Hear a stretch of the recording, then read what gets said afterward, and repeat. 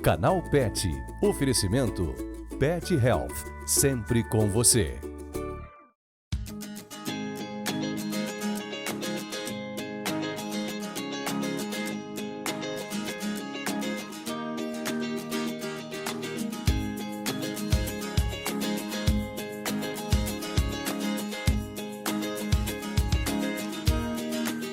Voltamos com o seu Canal Pet e olha os destaques desta edição. Mais consciência e respeito por eles. Senado aprova projeto de lei que reconhece os animais como sujeitos de direito. Braquicefalia. Saiba de que forma ela pode afetar a vida e a saúde do seu pet de estimação. Não é de hoje que os bigodes dos gatos despertam a curiosidade das pessoas. Afinal, para que servem esses lindos bigodes? Você sabe?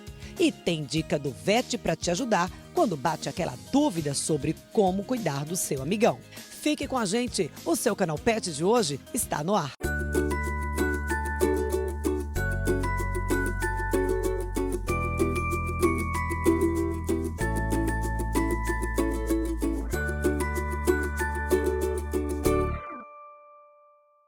Cães e gatos com focinho curto demandam atenção redobrada.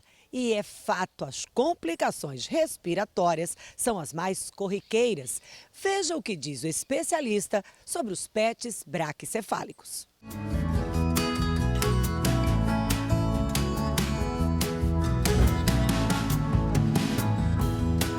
O Jack veio hoje para avaliação com suspeita de síndrome do braquicefálico. Se a gente olhar a conformação de asa nasal dele, ele tem as narinas abertas, o ar passa normalmente, ele está respirando de boca fechada, apesar de estar com estresse. A gente não percebe ronco nele, o que ele está apresentando de sinal clínico é tosse. Mas dos outros sinais de síndrome do braquicefálico, ele não está apresentando nenhum sinal. Porém, a gente vai fazer os exames para confirmar e ter certeza disso. Bom, os braquicefálicos são aquelas raças que têm um focinho mais curto do que o normal. Existem os cães que têm um focinho mais longo, os intermediários e os mais curtos, que são os braquicefálicos. E aí tem os cães e os gatos braquicefálicos. Os maiores representantes dos gatos são os persas, e dos cães a gente tem o bulldog inglês, bulldog francês, o pug, que são os mais comuns. Se a gente pegar o bulldog inglês como ele era e como ele é hoje, é outro cão totalmente diferente. Ele tinha um focinho mais comprido, ele era um cachorro grande, mudou totalmente a conformação do cão. Isso tudo foi mexido geneticamente. E essa questão de mexer geneticamente acabou trazendo uma série de transtornos para esses animais. Uma série de malformações que, apesar de serem comuns, podem causar patologias e isso não pode ser considerado como normal. Primeiro vem a presença do ronco. Roncar um pouco é aceitável. Roncar muito, não. Se ele ronca muito todas as noites, ele ronca mesmo sem estar dormindo, ele ronca bastante. Se quando ele fica agitado, ele fica com a língua muito exposta e roncando exageradamente, se a língua fica mais arroxeada, são sinais de que ele pode ter a síndrome respiratória do braquicefálico. Se quando ele vai correr para pegar a bolinha, ele corre, pega a bolinha e solta em seguida, ou está brincando com o outro e ele para, em alguns momentos fica paradinho tentando respirar, também são sinais de que ele pode ter a síndrome respiratória do braquicefálico. Evitar caminhar e fazer atividades físicas em horários quentes, principalmente. Evitar estresse extremo nesses animais. Se perceber que ele está muito cansado, leva na sombra, resfria. Se mesmo assim ele estiver muito quente, leva ele imediatamente para uma clínica para que seja feito um protocolo de resfriamento, porque isso pode realmente complicar e ser tarde demais. Esses animais que têm problemas respiratórios crônicos, às vezes mas ele está indo bem, ele ronca muito, mas ele está bem, ele ronca muito, mas ele está bem. A partir dos 8, 9 anos de idade, o fato de ter essa dificuldade de respirar cronicamente pode levar a uma sobrecarga no coração, principalmente do lado direito, levando uma insuficiência cardíaca congestiva direita e uma hipertensão da artéria pulmonar. Isso pode vir a acontecer como consequência. Daí um diagnóstico precoce, um tratamento precoce, para evitar que chegue nesse ponto. E o focinho, às vezes, ele é tão curto que a mandíbula acaba sendo até maior do que a maxila, levando a uma má formação também dos dentes, o que dificulta a mastigação desses animais. E eles também desenvolvem, além do respiratório, algumas malformações e alterações gastrointestinais. Então, o intestino deles é mais lento do que o normal, eles têm mais predisposição à hérnia de hiato, então eles podem ter mais refluxo, mais vômito, mais engasgo, por causa de questões gastroentéricas também, que faz parte da síndrome do braquicefálico, que engloba isso tudo, inclusive questões neurológicas também. O tratamento, na maioria das vezes, é cirúrgico e correção de manipulação do comportamento. Animais um pouco mais velhos e que têm muito ronco, a avaliação cardiológica é extremamente importante, que eles já podem ter uma cor pulmonar, ou seja, doença cardíaca secundária respiratória. Isso interfere muito na escolha do anestésico e principalmente na monitoração anestésica durante o procedimento. E esses animais, ao acordar, a gente deixa ele o máximo de tempo possível com um tubo traqueal, para facilitar a respiração. Às vezes eles acordam, e se você tira o tubo, eles ficam agitados, e podem ter insuficiência respiratória e a gente tem que tubar de novo, e eu já vi o paciente até ter parada respiratória por causa disso. E essa mocinha já tem a condição que a gente comentou. Se a gente comparar a asa nasal dela, a gente vê que ela é bem mais fechadinha do que o Jack, que a gente viu anteriormente. A gente vê que a mandíbula dela é bem maior do que a maxila, acaba tendo uma má conformação também dos dentes. Ela apresenta bastante ronco, apesar de nesse momento aqui ela está tão nervosa que não está roncando muito.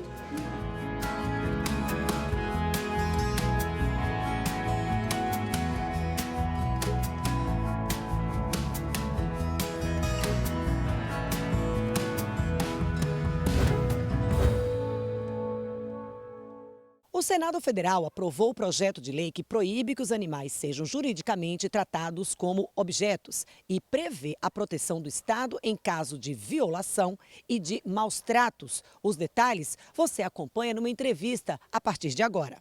Como é que era encarado antes esse regime jurídico e o que muda na prática com a aprovação desse projeto de lei? Certo. Inicialmente, é importante destacar que os animais, na legislação brasileira, e quando eu falo legislação brasileira, o Código Civil, reconhece os animais como coisas.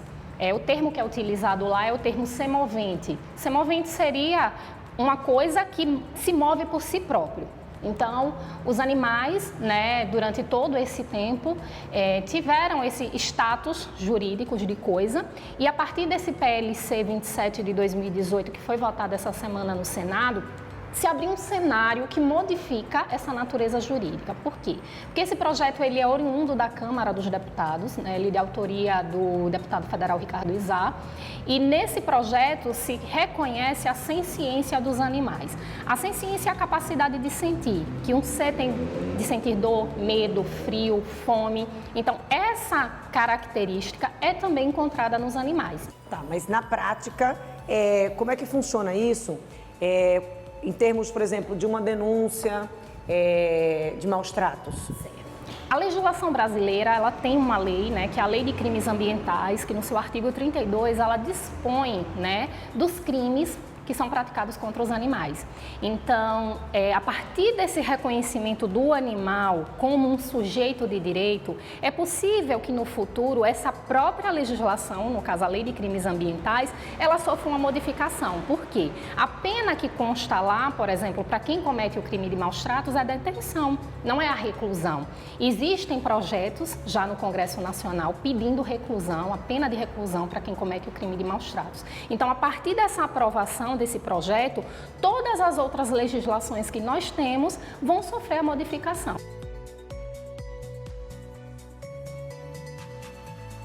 Que a polícia seja acionada, Existe um disque denúncia, no qual as pessoas não precisam se identificar, porque é um problema muito grande para quem quer denunciar vizinho, por exemplo, o medo de criar um mal-estar, de criar uma confusão. E que cria mesmo, A gente sabe que Então, é importante que as pessoas vejam realmente se o animal está numa situação de maus tratos.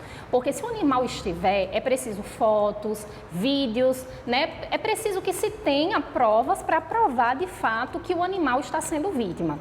Hoje, muitas pessoas ainda não conhecem, mas nós temos aqui em Aracaju uma delegacia é uma especializada, ela lavra boletins de ocorrências, né, nos casos de abandono, de maus tratos, é o DEPROCON, é um departamento que fica lá na Delegacia de Turismo, e as pessoas podem ir até essa delegacia e fazer suas denúncias. Caso não queira comparecer à delegacia, existe o 190, 181 também para se ligar e efetuar a denúncia.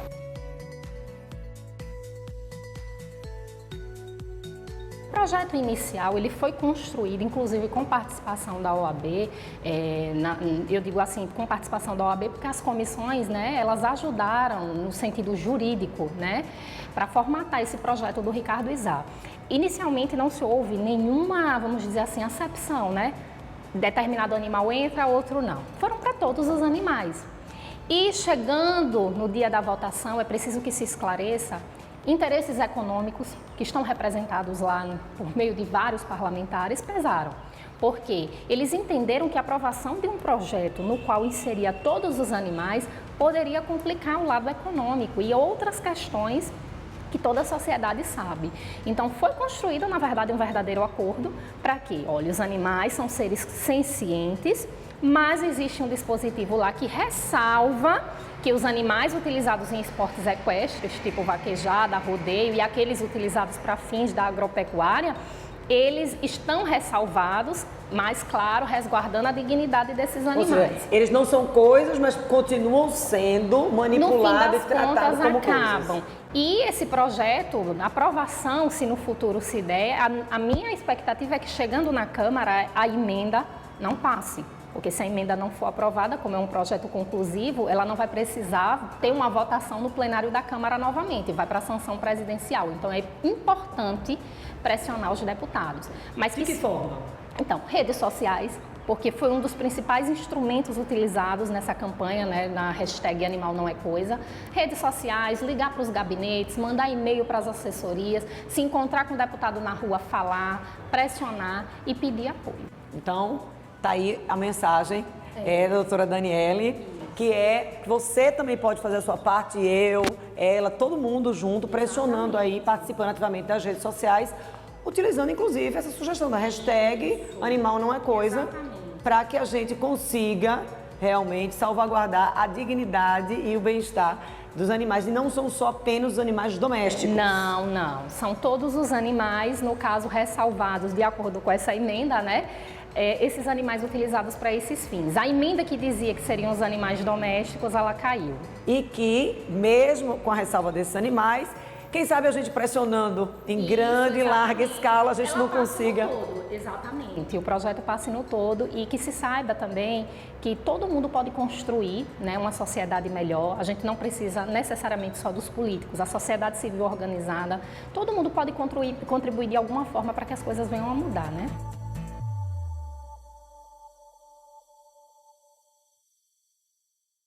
Não há como negar. No convívio diário com esses companheiros de quatro patas, a gente sempre se questiona se está fazendo tudo direitinho. E para você que já estava sentindo falta de ver a sua dúvida tratada aqui, acompanhe a estreia do quadro Dica do VET.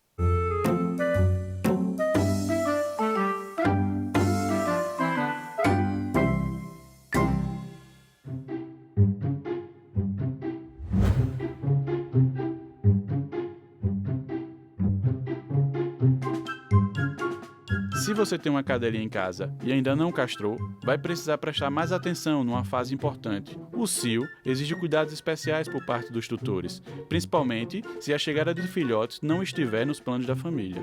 Eu percebi que ela estava com a genitália dela um pouco inchada. Aí eu disse, ela vai entrar no cio de novo. Quando eu percebi que ela ia entrar no cio, por conta do tamanho dela ser bem menor do que ele, eu deixei. Porque eu achei que não havia um cruzamento entre um bulldog inglês com uma salsicha. Chegou a perceber sangramento na vagina dela? Bastante. E o cruzamento ocorreu quando estava parando o sangramento ou você ainda havia muito sangramento e depois houve o cruzamento? Não, ele já estava um pouquinho no término do sangramento. Não estava sangrando tanto quanto ela estava no começo. Outro fator interessante que deve ser destacado é que a cadela não fica predisposta a receber o macho, nem fica fértil para uma gestação em todo o período que ela está sangrando. É interessante que seja notado que ela vai estar fértil só ao final do sangramento. Então, é muito provável que você perceba que vai reduzir a quantidade de sangramento e, nesse momento, sim, é bastante perigoso haver o cruzamento e a gestação. Percebi, sim, que a Cristal, que é a cadela, a salsicha, estava no cio, até porque o Snow estava cercando muito ela, né? Mas, por se tratar de duas raças de portes totalmente diferentes, e pela dificuldade que nós sabemos que a raça do Bulldog inglês tem no cruzamento, achávamos que seria quase impossível ocorrer esse cruzamento. Cios em cadelas normalmente ocorrem aos primeiros 6 meses de idade, podendo a cadela ter 2 cios por ano. Sinais que os tutores devem estar atentos quando a cadela esteja no cio seriam inchaço de vagina, sangramento, que é a parte que os tutores mais se incomodam, e os machos normalmente apresentam um comportamento de interesse pela fêmea.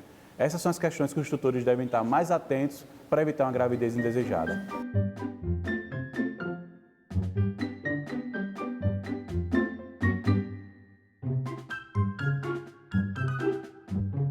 Vou separar, não vou separar? Fiquei naquela dúvida.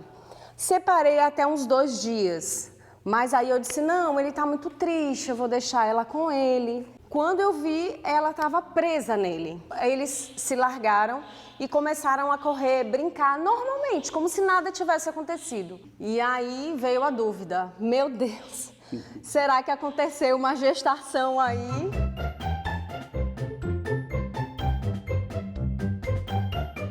E vocês aí de casa, já devem ter percebido que aqui nesta família, os conselhos do veterinário chegaram um pouco tarde.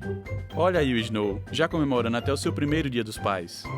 Os bebês estão aí, estão crescendo, fortes e saudáveis, né? Vou ver se eu encontro um emprego para Snow para ele ajudar a manter essa ninhada de 5 filhotes, mas por enquanto todos em casa e estamos curtindo. E aqui vão algumas dicas para quem precisa ajudar jovens mamães, como a nossa Cristal, a cuidar de seus pequenos. Tenha certeza que todos os filhotes estão mamando. Cuide para que a mãe não deite em cima dos filhotes. Mantenha o local sempre limpo, aquecido e livre de correntes de ar.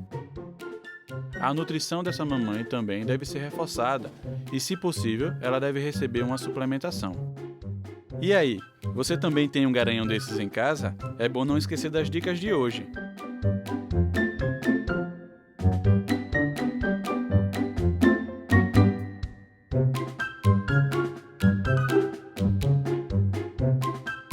Até a próxima!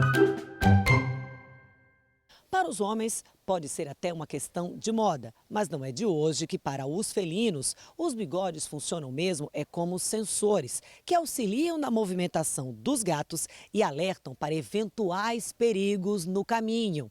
Então você já sabe, né? Nem pense em tocar nesses bigodes.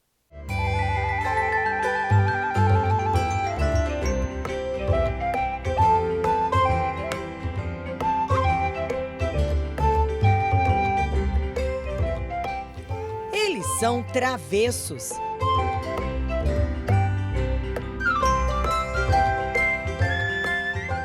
Curiosos.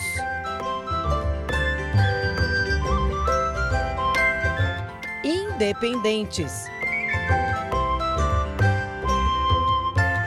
E destemidos. Mas essa sapequice não é garantida somente nas 7 vidas, não. O bigode dos gatos tem tudo a ver. E a médica veterinária Jéssica explica o motivo. O bigode do gato, ele é sensorial. Ele é muito importante para que quando os animais pulem nos móveis ou em lugares mais altos, ele não tenha contato com os objetos e não venha se machucar. Na natureza, os grandes felinos, ele tem os bigodes maiores. Porque quando ele vai caçar, eles viram o bigode para frente para ver se aquela caça está viva ou está morta. Como nos gatos domésticos também. Então, se ele está na caça, que naturalmente eles caçam. Então, está na caça, eles viram o bigode para frente para ver se uma mosca ou um besouro, ele está se mexendo, está vivo, está morto. Então, ele ajuda tanto na parte sensorial, no contato com as coisas, como também na caça. Mas o bigode não é igual em todos os gatos. A raça que não tem pelo, que são os Sphinx, eles não têm bigodes. Já a raça Maine Coon, ele é considerado hoje os gatos que têm os bigodes maiores, mais bonitos. Por isso você já entendeu.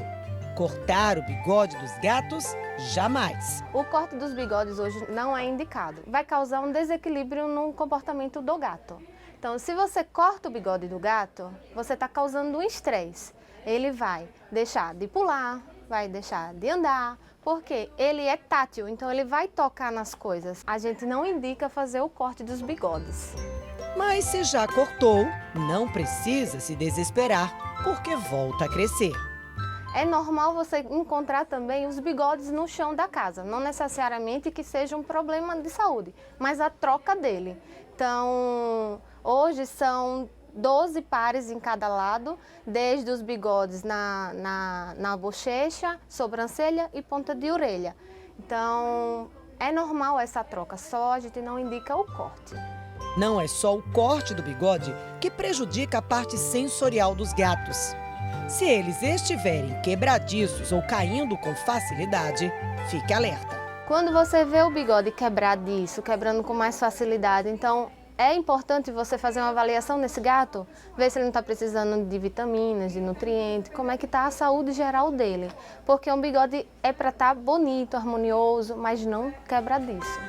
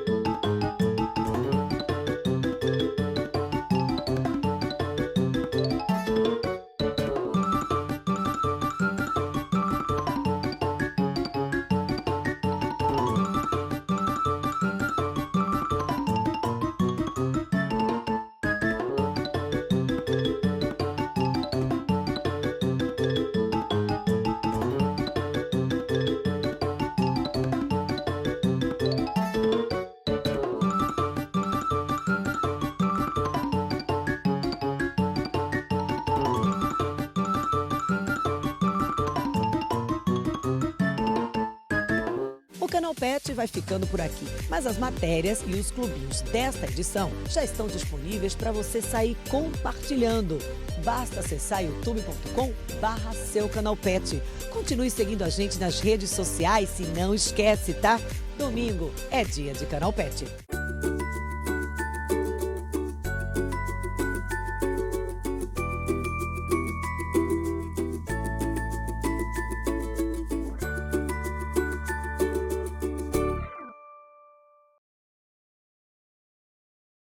Canal Pet. Oferecimento Pet Health. Sempre com você.